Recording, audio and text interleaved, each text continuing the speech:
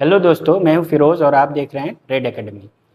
इस वीडियो में हम लोग इस बिहार पुलिस कांस्टेबल से पूछे गए सवालों को देखेंगे, जो कि PYQ सीरीज़ के तहत हम लोग ने स्टार्ट किया हुआ है। इससे पहले हम लोग ने पार्ट 1 को अपलोड किया हुआ है, जिसका लिंक डिस्क्रिप्शन में अवेलेबल है। उसको आप लोग देखिए और समझने की कोशिश करिए कि सवाल कैसे पूछे जा रहे हैं, वास्तव में सवाल कैसे पूछा जा रहा है। तो बिना देरी के हम लोग पार्ट 2 का यहाँ पर आगाज़ करते हैं। तो चलिए स्टार्ट करते हैं। हम लोग का पहला क्वेश्चन है, उत्तर वैदिक काल में ऋग्वैदिक काल के प्रमुख देवता इंद्र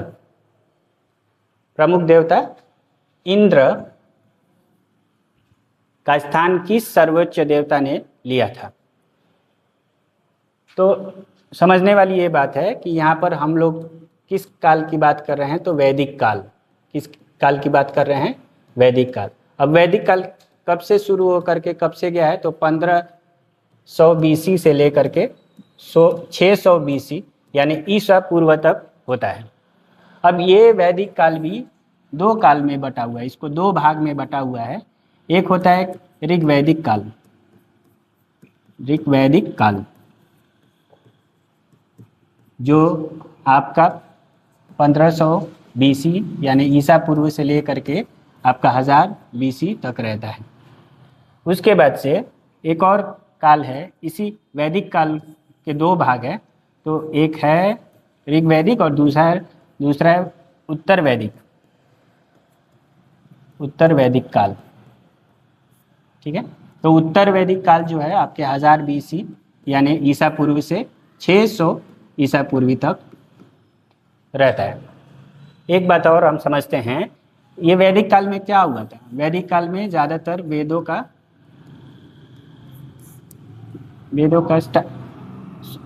निर्माण यहाँ पर हुआ। चलिए ठीक है, तो यहाँ पर हम देखते हैं कि इसका सही आंसर क्या होगा? प्रजापति। क्या होगा? प्रजापति। ठीक है, इंद्र कहने का ये मतलब है कि इंद्र और अग्नि का स्थान ऋग्वैदिक काल से उत्तर वैदिक काल में किसने ले लिया? तो प्रजापति। इनको ब्रह्मा भी कहा जाता है। क्या कहा जाता है? ब्रह्मा भी कहा जाता है। कभी किसी सवाल में, किसी क्वेश्चंस में आपको प्रजापति नहीं मिल करके क्या आएगा? ब्रह्मा आएगा। देखिए, ये सवाल 11 अगस्त 2024 के एग्जाम में पूछा गया है। ठीक है, तो आगे दूसरा क्वेश्चन है हमारा, कांग्रेस का आंदोलन बिना हथियारों के गृह युद्ध है, ये किसने कहा था? ठीक है, ये निम्नलिखित कथन किसका था? ठीक है, फिर से हम बोल रहे हैं, कांग्रेस का आंदोलन बिना हथियारों के गृह युद्ध है, तो ये हमारे सर सैयद अहमद खान ने कहा था। ठीक है, तो एक बात इनके बारे में हम समझ लेते हैं। ये समाज सुधारक थे और ये फ्रीडम फाइटर थे। साथ साथ इन्होंने क्या किया था? 1875 में इन्होंने एक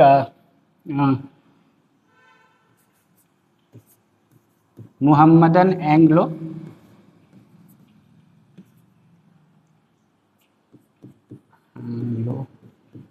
ओरिएंटल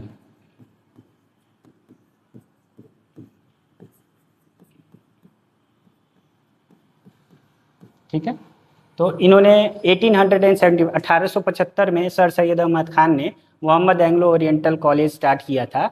और ये जो कॉलेज है आज के डेट में अलीगढ़ मुस्लिम यूनिवर्सिटी के नाम से जाना जाता है। तो ये जो कॉलेज है आज के डेट में अलीगढ़ मुस्लिम यूनिवर्सिटी के नाम से जाना जाता है। ठीक है, तो इसका सही आंसर होगा सर सैयद अहमद खान। तीसरा क्वेश्चन है, अमेरिका द्वारा जापान के हिरोशिमा शहर का पहला परमाणु बम कब गिराया था? तो याद रखिए, हमारा फर्स्ट वर्ल्ड वॉर यानी प्रथम विश्व युद्ध कब से कब हुआ था हम लोग ने पिछले वीडियो में देखा है। आप उसको जाकर एक बार उस वीडियो को देखने की और समझने की कोशिश करेंगे। तो प्रथम विश्व युद्ध 1914 से लेकर के 1918 तक होता है। तो द्वितीय विश्व युद्ध जो होता है वो हमारा 1939 से लेकर के 1945 तक होता है। और 1945 लिखा हुआ है यहाँ पर, ठीक है। तो ये कब ख़त्म होता है, जब अमेरिका ने जापान पर दो जगह पर बम, परमाणु बम गिरा दिया था। तो पहला जगह था हमारा हिरोशिमा, पहला जगह क्या था, हिरोशिमा, ठीक है। और दूसरा जगह था नागासाकी, ठीक है। तो हिरोशिमा में जो बम गिराया गया था, ठीक है, तो उसको हम कहते हैं लिटिल बॉय, क्या कहते हैं, इसका कोड नेम है, देखिएगा, इसका कोड नेम है लिटिल बॉय, ठीक है। और इसका जो कोड नेम था नागासाकी में, उसको कहते हैं फैट मैन। और याद रखिएगा 6 अगस्त 1945 में हिरोशिमा में आपका जो परमाणु बम गिराया गया था, और यहाँ पर 9 अगस्त 1945 में हम लोग का यहाँ पर परमाणु बम गिरा था, ठीक है। तो इसका सही आंसर होगा 6 अगस्त 1945। आपका हिरोशिमा में अमेरिका ने जो परमाणु बम गिराया था वो कब गिराया था, तो 6 अगस्त 1945। अगला क्वेश्चन है हम लोग देखेंगे जल्दी। भगवान बुद्ध का जन्म कहाँ हुआ था, ये भी बहुत आसान क्वेश्चन है, ठीक है। तो हम पहले ही बता चुके थे कि भगवान बुद्ध का जो जन्म हुआ था वो कहाँ हुआ था, लुम्बिनी में हुआ था।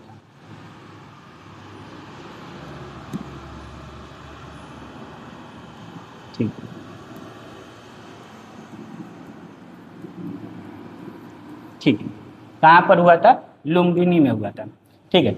उसके बाद से इनका जैसे मृत्यु कहाँ पर हुआ था, तो कुशीनगर में हुआ था, ठीक। तो ये जो लुम्बिनी है कहाँ पर है, हमारा नेपाल में। तो इसका आंसर यहाँ से आप आराम से लगा सकते हैं कि ये कहाँ पर है, नेपाल में। इसका आंसर क्या है, नेपाल। भगवान बुद्ध का जन्म कहाँ हुआ था, तो नेपाल में हुआ था, ठीक है। ओके, अब यहाँ पर हम देख रहे हैं हड़प्पा सभ्यता, इंडस वैली सिविलाइजेशन को या सिंधु सभ्यता को हड़प्पा सभ्यता भी कहा जाता है, कि खोज किसने की थी। देखिए हड़प्पा सभ्यता का खोज किसने की थी, तो याद रखिएगा ये दयाराम साहनी थे। 1921 में इन्होंने, दयाराम साहनी ने हड़प्पा का खोज किया था। उसके बाद से ये पिछले वीडियो में हमने देखा था कि राखल दास बनर्जी ने 1922 में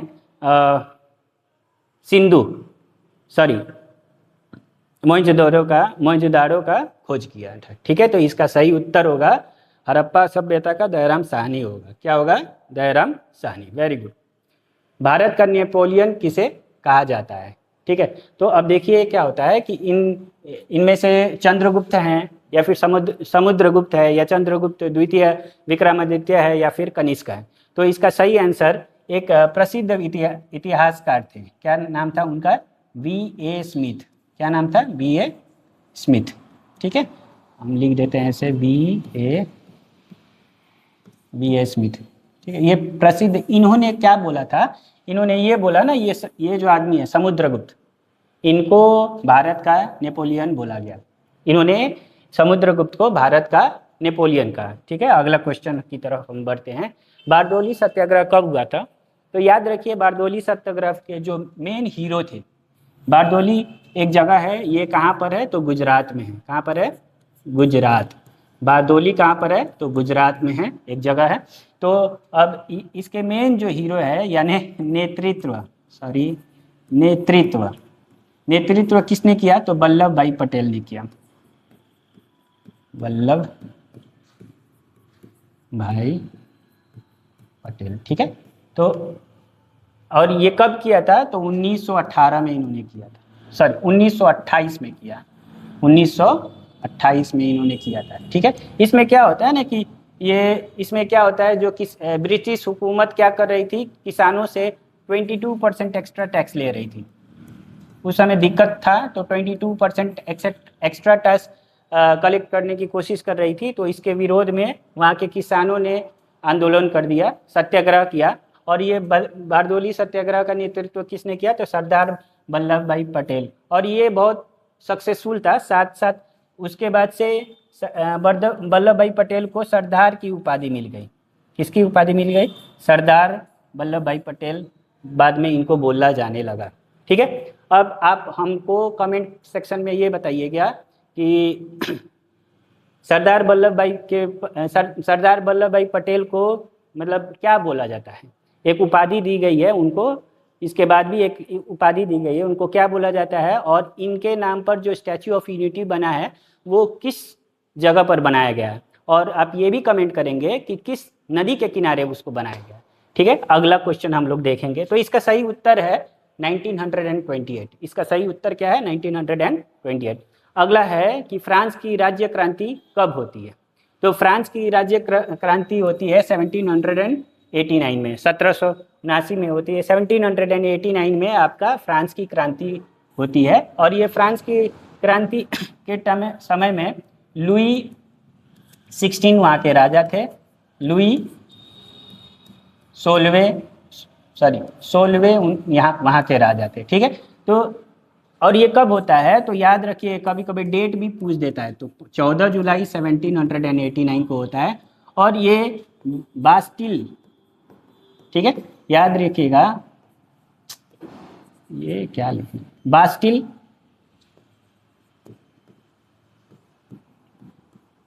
ठीक है। तो क्या किया गया था कि बास्टिल के किले को तोड़ा गया था। ठीक है, क्योंकि ये द सिंबल ऑफ टायरेनी था, symbol of power of the king था, है ना, तो इसीलिए उसको तोड़ करके ध्वंस कर दिया गया है, ताकि यहाँ से फ्रांस की क्रांति शुरू होती है। ठीक है, अगला क्वेश्चन हम देखेंगे, तो इसका आंसर है 1789। अगला क्वेश्चन है वंदे मातरम लेखक कौन थे। ठीक है, वंदे मातरम के लेखक कौन थे। तो याद रखिएगा, वंदे मातरम के लेखक जो है बंकिम चंद्र उपाध्याय थे। बंकिम चंद्र चट्टोपाध्याय थे। ठीक है, बंकिम चंद्र चट्टोपाध्याय थे। अब ये बंकिम चंद्र चट्टोपाध्याय ने अपने बुक आनंद मठ, क्या नाम है, आनंद मठ, आनंद मठ में इन्होंने ये वंदे मातरम लिखा था। ठीक है, अब याद रखने की बात है कि डायरेक्टली कब, ऐसे तो नहीं लिया होगा ना। तो फर्स्ट टाइम 1896 में भारतीय राष्ट्रीय कांग्रेस, इंडियन नेशनल कांग्रेस यानी भारतीय राष्ट्रीय कांग्रेस का अधिवेशन होता है। कहाँ पर होता है? कोलकाता में। कहाँ पर होता है?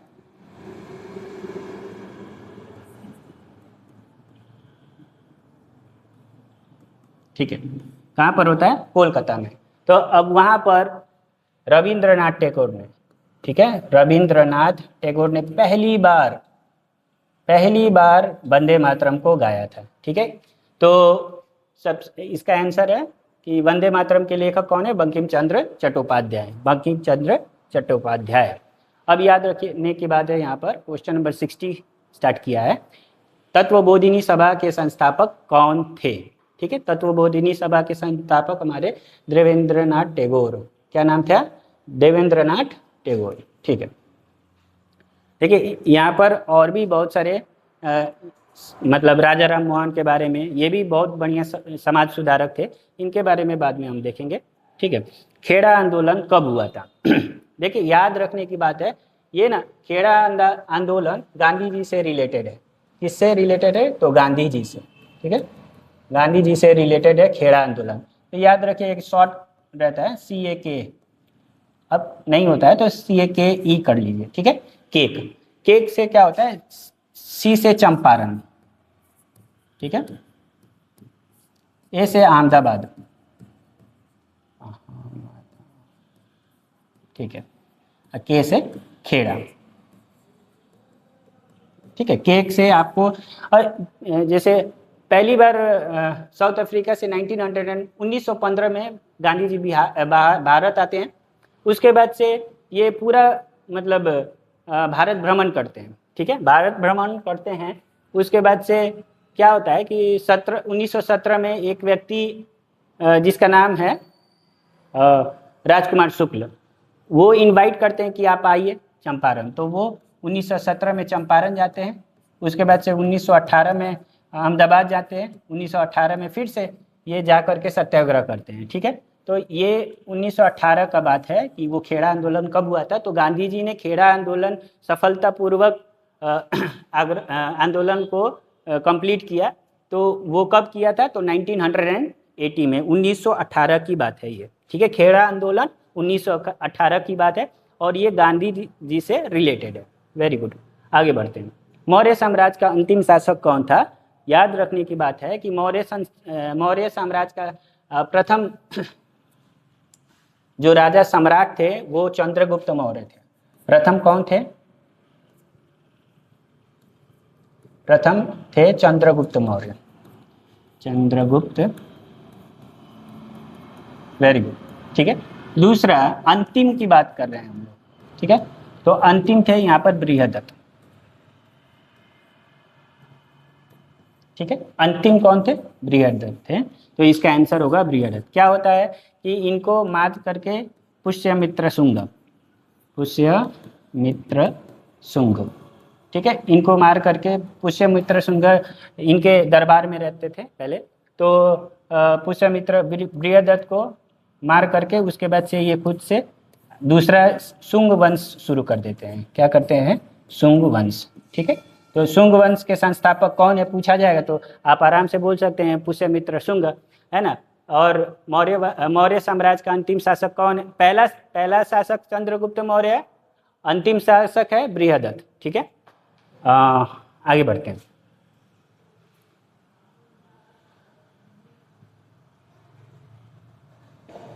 ओके, चलिए। भगवान बुद्ध ने अपना पहला धर्मोपदेश कहाँ दिया था? देखिए आंसर्स, है ना, ये चीज़ें क्वेश्चंस कुछ कुछ रिपीट हो रहे हैं। रिपीट ऐसा नहीं हो रहा है कि डायरेक्ट वही क्वेश्चन नहीं हो रहा है, लेकिन जो पिछले क्लास में मैंने पढ़ाया था उससे रिलेटेड है, वो थ्योरी से ये मैच कर रहा है, ठीक है। तो याद रखिएगा, यहाँ पर बोध गया में भगवान बुद्ध को ज्ञान प्राप्ति होता है, ठीक है। कुशीनगर में ये महापरिनिर्वाण होता है, इनका मृत्यु हो जाता है। लुम्बिनी में जन्म होता है, ठीक है। तो पहला जो उपदेश है या धर्म उपदेश जो बोला जाता है वो पहला जो उपदेश है, ठीक है, या फिर हम इसको धर्म उपदेश, ठीक है। तो ये सारनाथ में होता है। कहाँ पर होता है? सारनाथ। बी इसका सही आंसर होगा, ठीक है। ज़्यादा से ज़्यादा आप लोग इस वीडियो को शेयर करेंगे, ठीक है, ताकि जितने भी बिहार पुलिस में तैयारी करने वाले बच्चे हैं उनको इससे बेनिफिट मिले, ठीक है। आगे बढ़ते हैं हम लोग। लोथल बंदरगाह किस नदी के किनारे है? तो याद रखिए ये चारों के चारे नदी का नाम है, ठीक है। तो किस नदी के किनारे है बोला गया है, तो उससे पहले ये समझते हैं, ये जो सिंधु नदी है, तो याद रखिएगा हम लोग का मोहनजोदड़ो,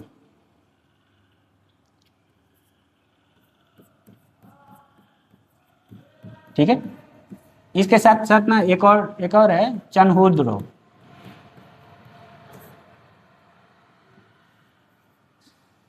ठीक है, चनहुद्रो। और ठीक है, रावी हड़प्पा होता है, हड़प्पा।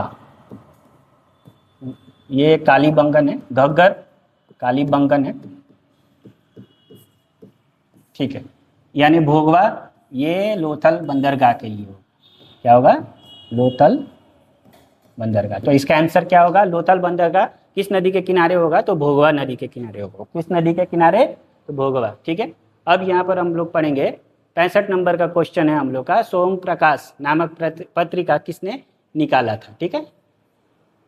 तो सोम प्रकाश जो पत्रिका है ईश्वर चंद्र विद्यासागर ने निकाला था, ठीक है। तो ये एक वीकली यानी साप्ताहिक, ठीक है, साप्ताहिक पत्रिका थी। सोम प्रकाश जो थी एक साप्ताहिक पत्रिका थी। ईश्वर चंद्र विद्यासागर के बारे में बात करें तो ये एक समाज सुधारक थे, ठीक है, समाज सुधारक थे। और इन्होंने ज़्यादातर प्रयास किया था कि विधवाओं का, हिंदू विधवाओं का आपका फिर से पुनर्विवाह कराने के लिए इन्होंने बहुत प्रयास किया और उसकी वजह से ये एक एक्ट भी पारित हो गया, ठीक है। अगला हम लोग बात करते हैं, जैन धर्म में अंतिम तीर्थंकर महावीर स्वामी का मृत्यु कहाँ हुआ था, कहाँ हुई थी, ठीक है। तो ये याद रखने वाली बात है कि हम लोग के जैसे जैन धर्म, ठीक है, तो जैन धर्म जो है, ठीक है, उसमें 24 तीर्थंकर हुए हैं। कितने तीर्थंकर हुए हैं? 24 तीर्थंकर हुए हैं, ठीक है। जैन धर्म में कितने तीर्थंकर हुए? तो पहले जो थे ऋषभनाथ,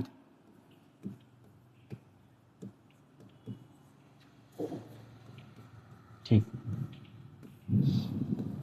हम डायरेक्टली आते हैं 23वें पे।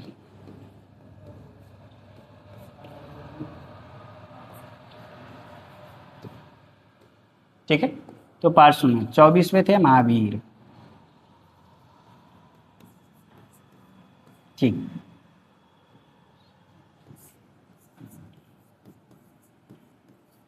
ठीक।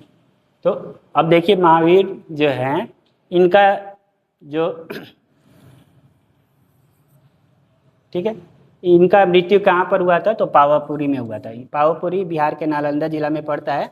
पावापुरी बिहार के नालंदा जिला में पड़ता है, वहाँ पर उनका देहांत हो गया था। ठीक है, आगे बढ़ते हैं। भारत में गांधी जी ने सबसे पहले सत्याग्रह कहाँ किया था? थोड़ी देर पहले मैंने बताया, CAKE, केक। केक का मतलब ये चंपारण, सी से चंपारण। ठीक है, तो पहली बार 1917 में गांधी जी ने सत्याग्रह जो किया था वो कहाँ किया था? चंपारण में किया था। ठीक है, और ये किसके लिए हुआ था? तो नील की खेती करने वाले, नील की खेती करने वाले किसानों के हित में खेती कर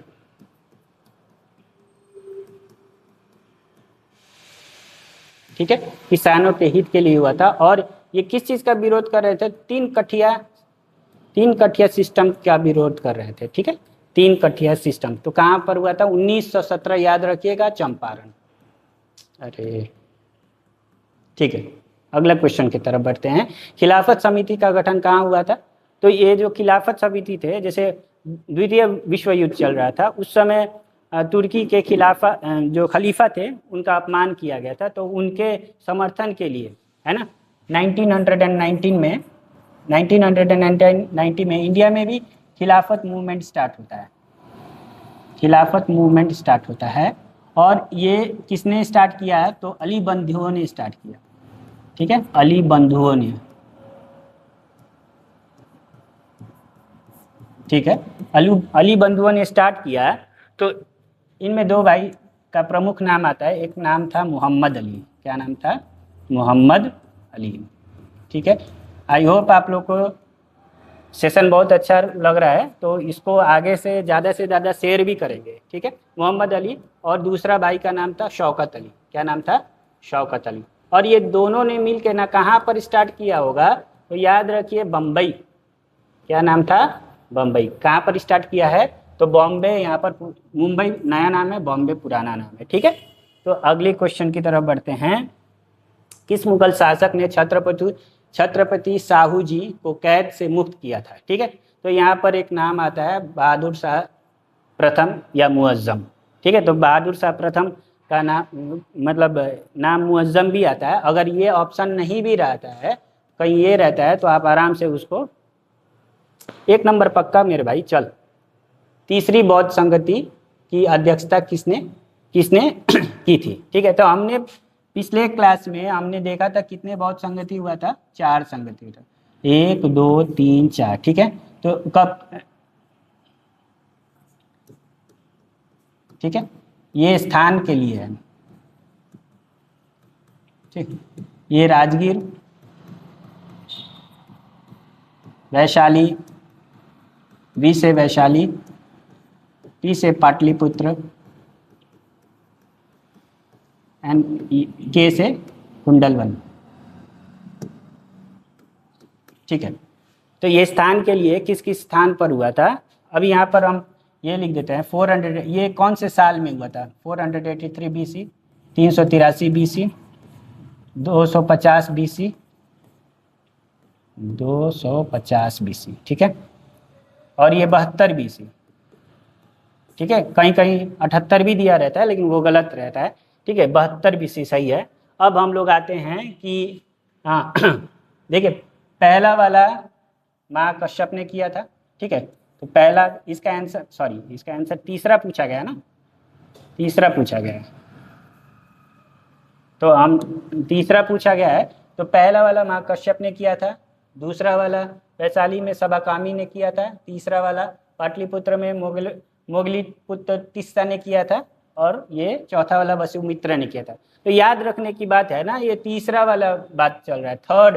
थर्ड में तिस्सा आ रहा है ना, तो इसीलिए आप आराम से उसको गेस कर सकते हैं, 3 से तीसरा है ना, तो इसीलिए तीसरी बौद्ध संगति का जो उत्तर होगा मोगलीपुत्र तीसरा। ठीक है, आगे बढ़ते हैं। इब्न बतूता को दिल्ली का काजी किसने नियुक्त किया था? ठीक है, तो ये बहुत आसान क्वेश्चन है। हम मोहम्मद बिन तुगलक की बात करते हैं। तो मोहम्मद और इब्न बतूता थे, ये कहाँ के थे? तो ये मोरक्को के रहने वाले थे। ठीक है, मोरक्को के रहने वाले थे। ठीक है, भारत भ्रमण आए थे, तो उस समय मोहम्मद बिन तुगलक इनसे प्रसन्न होकर के इनको काजी यानी जज नियुक्त कर दिया। ठीक है, चलिए आगे बढ़ते। उससे पहले एक और समझते हैं। ये ना इन्होंने एक बुक लिखा जिसका नाम था रेहला। ठीक है, तो आपसे पूछा जाएगा कि रेहला बुक किसने लिखा था, रेहला पुस्तक किसने लिखा था? तो याद रखिएगा इब्न बतूता ने रेहला बुक लिखा था। और इब्न बतूता कहाँ के रहने वाले थे? तो ये एक रहने वाले मोरक्को के थे, यात्रा पर थे, भारत यात्रा करने आए थे। ठीक है, चलिए आगे बढ़ते हैं। फाहियान किसके शासनकाल में भारत आया था? चलिए, तो हम यहाँ पर देखते हैं किसकी बात देखते हैं। फाहियान किसके युद्ध में भारत आया था?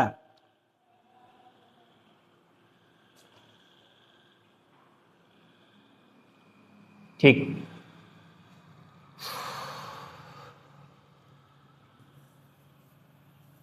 ठीक है, तो फाहियान जो था क्या था? एक चीनी, ठीक है, चाइनीज था यानी चीनी यात्री था। ठीक है, फाहियान जो था एक चीनी था यानी चाइनीज यात्री था। ठीक है, ये भारत, और ये ना क्या करने आया था? भारत किस लिए आया था? तो ये है ना बौद्ध ग्रंथों को, और जैसे बुद्ध से रिलेटेड जितने भी जगह है उसका भ्रमण करने आया था, उसको समझने आया था, उसको पढ़ने आया था। ठीक है, तो इसका सही उत्तर होगा चंद्रगुप्त द्वितीय यानी विक्रमादित्य। ठीक है, आगे बढ़ते हैं। अगस्त 1942 में 1942 में भारत छोड़ो आंदोलन के समय डॉक्टर राजेंद्र प्रसाद को किस जेल में रखा गया था? तो याद रखिएगा ये बांकीपुर का जेल है ना। अब बांकीपुर का जेल में इनको रखा था। तो अगस्त 1942 में भारत जोड़ो आंदोलन होता है, तो स्पेसिफिक डेट हम बता देते हैं। तो 8 अगस्त 1942 में क्विट इंडिया मूवमेंट होता है। क्विट इंडिया मूवमेंट यानी भारत छोड़ो आंदोलन, भारत छोड़ो आंदोलन, जिसमें बहुत सारे नेता है। उसके ठीक अगले दिन 9 अगस्त जेल में बंदी बनाए गए थे। उसी जेल में बंदी बनाए गए हुए थे राजेंद्र प्रसाद, जो हमारे देश के पहले राष्ट्रपति थे। आगे बढ़ते हैं। अर्थशास्त्र नामक पुस्तक के लेखक कौन थे? तो अर्थशास्त्र जो है वो एक पुस्तक है जो कि राजतंत्र के बारे में लिखा रहता है। ठीक है, स्टेट ऑफ आर्ट पॉलिटिक्स के बारे में। ये अर्थशास्त्र समझेंगे हम क्या कि ये इकोनॉमिक्स की बुक होगी? तो नहीं, इकोनॉमिक्स की नहीं, ये आपका राजनीति से रिलेटेड, ये आपका राजनीति से रिलेटेड एक बुक होगा। ठीक है, तो इसका आंसर होगा कौटिल्य। कौटिल्य का दूसरा नाम चाणक्य भी है। क्या नाम है? चाणक्य। ये वही व्यक्ति हैं जिन्होंने चंद्रगुप्त मौर्य को राजगद्दी पर बैठा दिया। ठीक है, मगध के राजगद्दी पर बैठा गया। चलिए आगे बढ़ते हैं। भारतीय पुनर्जागरण का जनक किसे कहा जाता है? थोड़ी देर पहले हम बोल रहे थे, राजा राम मोहन की बात कर रहे हैं, है ना, समाज सुधारक थे। इन्होंने क्या स्टार्ट किया था? ब्रह्म समाज स्टार्ट किया था। 1828 की बात है, तो ब्रह्म समाज स्टार्ट किया था। ठीक है, एक और चीज इन्होंने क्या किया था? हाँ, सती प्रथा के बारे में आपने सुना होगा। सती प्रथा को भी इन्होंने 1829 में क्या किया? रिपील करने का काम, हटाने का काम किया। तो ये किसके मदद से किया? आप हमको ये बताइए कि राजा राम मोहन ने जो सती प्रथा को ख़त्म करवाया, तो उस समय भारत के गवर्नर जनरल कौन थे? उनका नाम आप लोग कमेंट सेक्शन में थोड़ा सा कमेंट कीजिएगा। ठीक है, इसके बाद हम लोग आगे बढ़ते हैं। कांग्रेस के कौन से उदारवादी नेता ब्रिटिश हाउस ऑफ कॉमन्स के सदस्य रहे? हाउस ऑफ कॉमन यानी ब्रिटिश के पार्लियामेंट में वो MP रह चुके थे, मेंबर ऑफ पार्लियामेंट यानी सांसद रह चुके थे। ठीक है, तो ये सिंपल सी बात है, हमारे दादा भाई नौरोजी। ठीक है, दादा भाई नौरोजी 1892 में, है ना, हाउस ऑफ कॉमन्स में, यहाँ पर क्या दिया हुआ है, हाउस ऑफ कॉमन्स में एमपी बने थे। और इनको किसने टिकट दिया था, तो वहाँ के लिबरल पार्टी ने इनको टिकट दिया था। और ये फिन्सबरी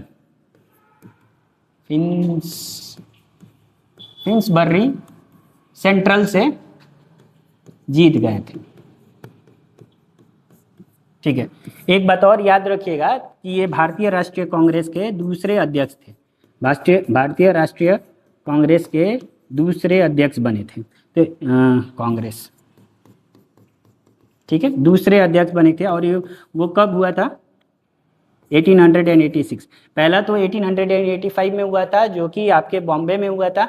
दूसरा आपका 1886 में हुआ था। ठीक है, और इसकी अध्यक्षता किसने की थी, तो दादा भाई नौरोजी ने की थी। ठीक है, इनको एक नाम से भी जाना जाता है, याद रखिएगा, grand old man of India, grand old man of India.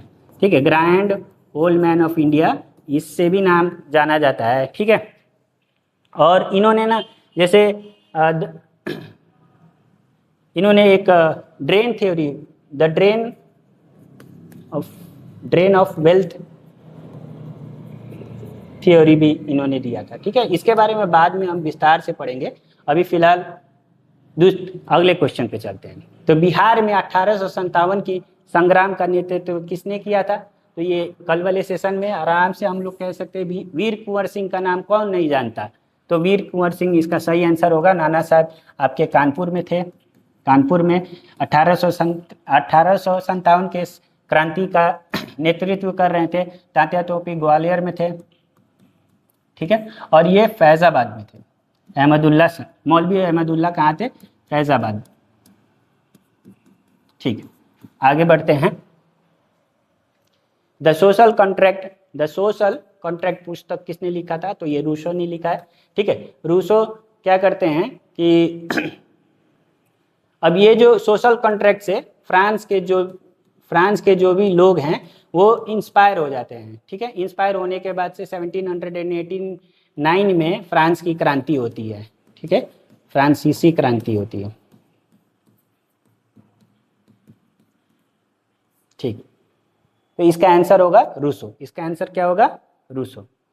अब हम लोग अगला पढ़ेंगे 1876 में इंडियन एसोसिएशन, भारतीय संघ की स्थापना किसने की थी, तो इसका आंसर है सुरेंद्रनाथ बनर्जी। ठीक है, इसका बी आंसर होगा सुरेंद्रनाथ बनर्जी। किस शासक ने चतुर्थ बौद्ध संगति में आयोजित की थी, किस शासक ने चतुर्थ बौद्ध संगति। ठीक है, फिर से वही हम बार बार वही कहते हैं, ये थोड़ा सा बहुत आसान है, कभी याद आए तो ऐसे कर लीजिएगा। RVPK, राजगीर, वैशाली, पाटलिपुत्र और कुंडलवन। ठीक है, उसी तरीके से यहाँ पर AKAK। ठीक है, AKAK, यहाँ पर क्या हो गया, अजात शत्रु, यहाँ पर A से अजात शत्रु। ठीक है, दूसरा था कालाशोक, तीसरा था अशोक। ठीक, और ये थे आपके कनिष्क।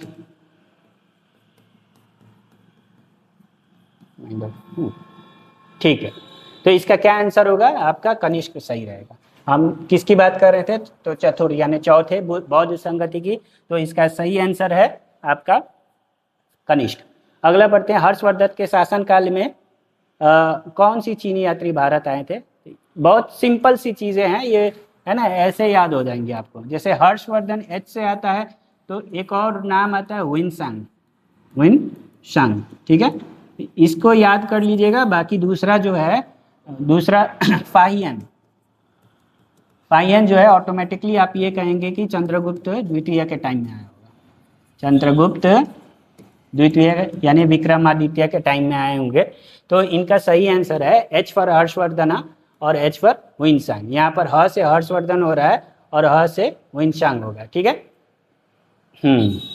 रविंद्रनाथ टैगोर ने किस घटना के विरोध में नाइटहुड की उपाधि लौटा दी थी। ठीक है, तो रविंद्रनाथ टैगोर ने अपनी नाइटहुड की उपाधि 1919 में लौटा दी। किस घटना के बाद से? तो ये जो घटना होता है जलियांवाला बाग, है ना, जलियांवाला बाग, वही चीज़ है कि अमृतसर में कब?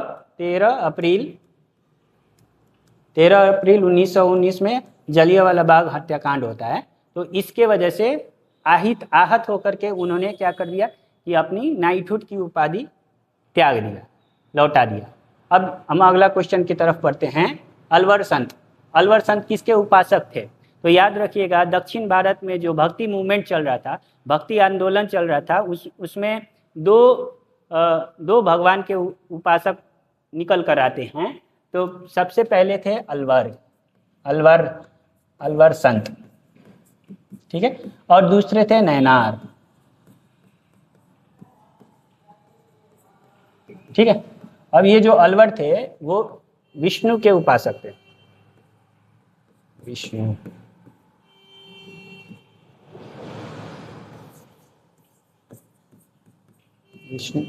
के उपासक थे, और ये शिव जी के उपासक थे, ठीक। तो इसका सही आंसर होगा, ठीक है, एक अलवर संत हो गया, एक नैनार संत होगा। अलवर संत जो थे विष्णु के उपासक थे, और नैनार जो संत है वो शिव जी के उपासक, ठीक है।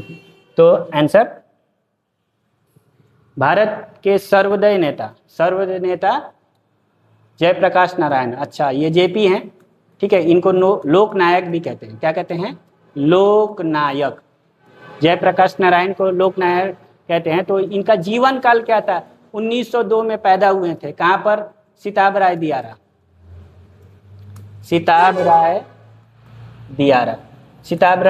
में पैदा हुए थे। और ये सिताब राय दियारा कहाँ पर है? तो छपरा में है। और ये 1979 में इनका डेथ हुआ था। कहाँ डेथ हुआ था? तो पटना में डेथ हुआ था इनका, ठीक है। तो इनका जीवन काल क्या है? 1902 से लेकर के 1979, ठीक है। आगे बढ़ते हैं। अब्दुल रज्जाक किसके शासन काल में भारत आया था? ठीक है।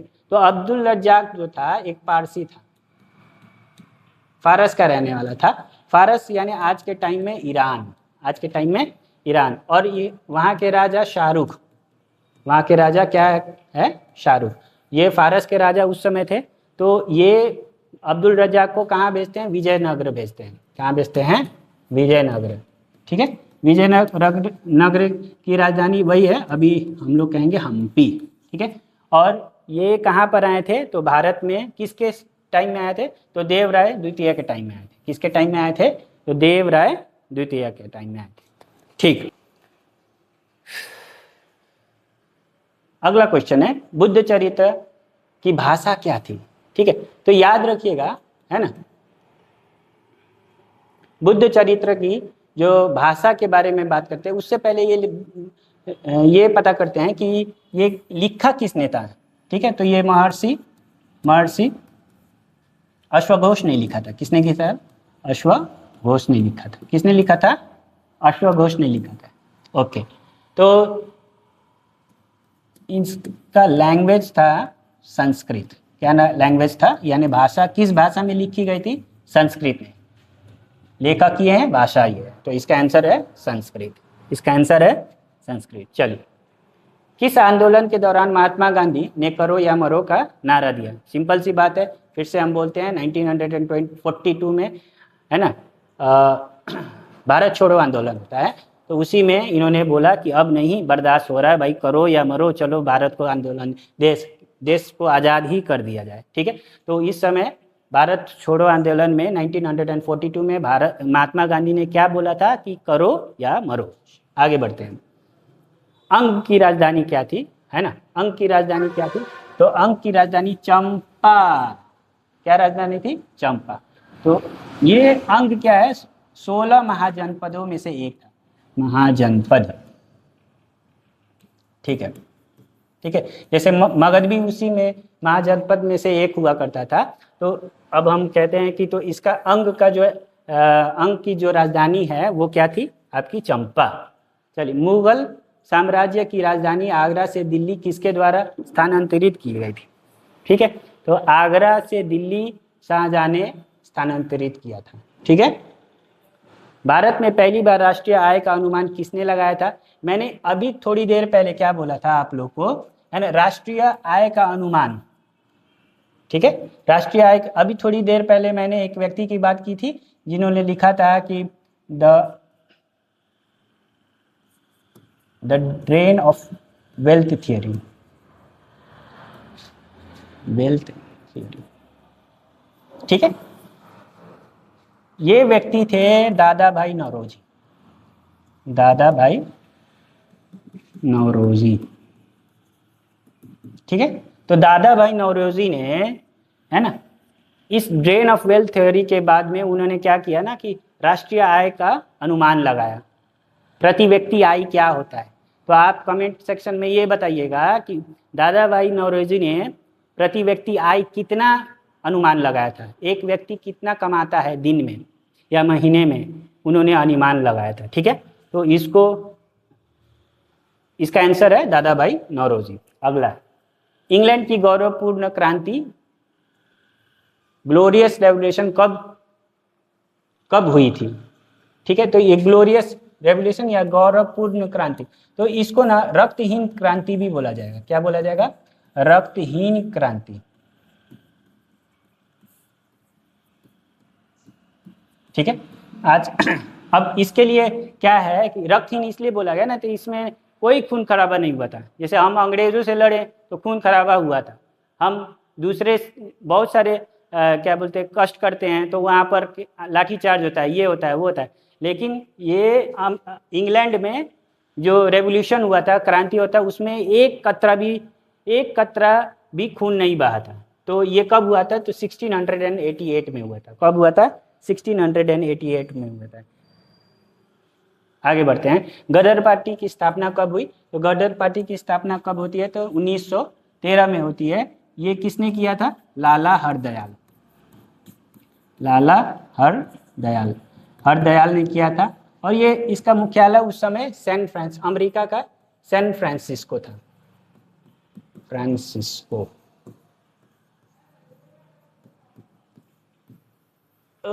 चलो ठीक है, किसने किया था? लाला हरदयाल ने किया था और सैन फ्रांसिस्को में किया था, ठीक है। गदर पार्टी 1913। सुंग वंश के राजधानी कहाँ थी? ठीक है, तो याद रखिएगा कि सुंग वंश, हमने पहले ही बोला था, ये सुंग वंश किसने स्टार्ट किया था? तो पुष्यमित्र सुंग ने स्टार्ट किया था, ठीक है। पुष्यमित्र संघ ने स्टार्ट किया था। और ये ना किसको मार करके स्टार्ट किया था? तो बृहदत्त,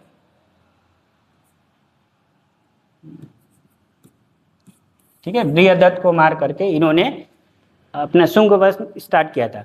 तो इनका जो राजधानी हुआ करता था ज्यादातर पाटलिपुत्र हुआ करता था, ठीक है। एक और राजधानी हुआ करता है सांस्कृतिक विदिशा बोल करके, विदिशा, ठीक है, ठीक है। तो अगर आपका ऑप्शन में पाटलिपुत्र कहीं नहीं दिखे पुष्यमित्र संघ से रिलेटेड, तो उसका आंसर होगा विदिशा, उसका आंसर होगा विदिशा। चलिए आगे बढ़ते हैं। रेहला नामक पुस्तक किसने लिखा था? कुछ देर पहले मैंने बताया, इब्न बतूता जो थे बगल में जूता लेकर के ये रेहला लिख देते हैं। और ये कहाँ के थे? मोरक्को के थे, ठीक ने। इब्न बतूता कहाँ के थे? मोरक्को के थे। अगला क्वेश्चन, महात्मा गांधी दक्षिण अफ्रीका से भारत कब लौटे? ठीक है, याद रखिएगा जब भारत लौटते हैं तो उनके याद में ना ये बाद में जा करके भारतीय प्रवासी दिवस मनाया जाता है। तो याद रखिएगा भारतीय प्रवासी दिवस हर साल कब मनाया जाता है? तो 19 जनवरी को भारतीय प्रवासी दिवस मनाया जाता है, एनआरआई डे जिसको कहते हैं, प्रवासी दिवस, ठीक है, यानी एनआरआई डे, ठीक है। और ये 9 जनवरी, अच्छा नहीं दिया, दिन नहीं दिया, तो 1915 की बात है। ये भारत 1915 में लौटते हैं, ठीक है, ये सही आंसर है, 1915 सही आंसर है। मोहनजोदड़ो किस नदी के मोहनजोदड़ो किस नदी के तट पर स्थित है? तो याद रखिएगा, है ना, ये सिंधु नदी के तट पर है। इस पर हड़प्पा होगा, भोगवा लोथल पर रहता है, लोथल जो है, लोथल बंदरगाह भोगवा नदी के किनारे और घग्गर पर कालीबंगन, कालीबंगन। ठीक है, तो इसका सही आंसर होगा सिंधु नदी। क्या ना होगा? सिंधु किस पर? हाँ, सिंधु नदी आपका बी सही आंसर है। मोहनजोदड़ो के लिए बी सही आंसर है। आगे बढ़ते हैं। निम्नलिखित में से किसकी स्थापना गोपाल कृष्ण गोखले ने किया था? तो गोपाल कृष्ण ने, है ना, वो एक सिविल सर्वेंट भी रह चुके थे, तो इसीलिए भारतीय समाज के सेवक, है ना, भारतीय समाज के सेवक का उन्होंने गठन किया था। ठीक है, उन्होंने स्थापना किया था। और ये ना गोपाल कृष्ण गोखले ये गांधी जी के गुरु भी थे। आगे बढ़ते हैं। अखिल भारतीय दलित वर्ग किसने शुरू किया था? तो अखिल भारतीय दलित वर्ग की संघ की स्थापना किसने की थी? तो याद रखिएगा, ये भीमराव अंबेडकर है, बी आर अम्बेडकर थे। ये दलित के लिए बहुत कुछ किए हैं। ठीक है, हमारे देश के फादर ऑफ कॉन्स्टिट्यूशन भी कहते हैं, है ना, डॉक्टर बी आर अम्बेडकर। ठीक है, अगला हम लोग देखते हैं, सत्यमेव जयते कहाँ से ली गई है? ठीक, सत्यमेव जयते कहाँ से लिया गया है? तो याद रखिएगा, मुंडक उपनिषद से लिया गया है। ठीक है, हाँ, सत्यमेव जयते का मतलब होता है सत्य की ही विजय होती है। ठीक है, ठीक है। और ये ना सत्यमेव जयते जो नेशनल एम्ब्लेम है उसके नीचे भी लिखा हुआ है। ठीक है, आगे बढ़ते हैं। निम्नलिखित में से कौन सा नारा सुभाष चंद्र बोस द्वारा दिया गया है? तो यहाँ पर ना बहुत सारे नारे लिखा हुआ है। जैसे यहाँ पर क्या लिखा हुआ है? जय जवान जय किसान, वंदे मातरम, जय हिंद, इनकलाब जिंदाबाद। ठीक है, और जैसे इन्होंने जय हिंद का नारा दिया। ठीक है, सुभाष चंद्र बोस जो थे,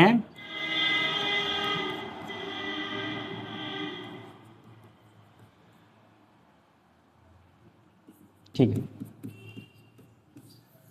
ये गरम दल के हिस्सा थे। ठीक है, सुभाष चंद्र बोस थे, ये इंडियन नेशनल कांग्रेस में गरम दल के हिस्सा थे। और इन्होंने आज़ाद हिंद फौज का गठन किया था, आज़ाद हिंद फौज। ठीक है, इसको बाद में इंडियन नेशनल आर्मी बोला गया। अभी ये इंडियन नेशनल आर्मी की तरफ से फेमस है। ठीक है, और आज के मतलब हम लोग ने आज 100 क्वेश्चंस को देखा, आज तक 100 क्वेश्चंस को देखा। इससे पहले हम लोग ने 1 to 50 क्वेश्चंस पिछले वीडियो में डाला हुआ है, और वो आपके इस वीडियो के डिस्क्रिप्शन में है, उसको भी देखिए, इसको भी देखिए। इससे आपको ये पता चलेगा कि क्वेश्चन किस तरीके से, वाकई में क्वेश्चन किस तरीके से आ रहे हैं, हमको और क्या स्ट्रेटजी बनाना पड़ेगा, कैसे हम लोग इस एग्ज़ाम को क्रैक कर सकें।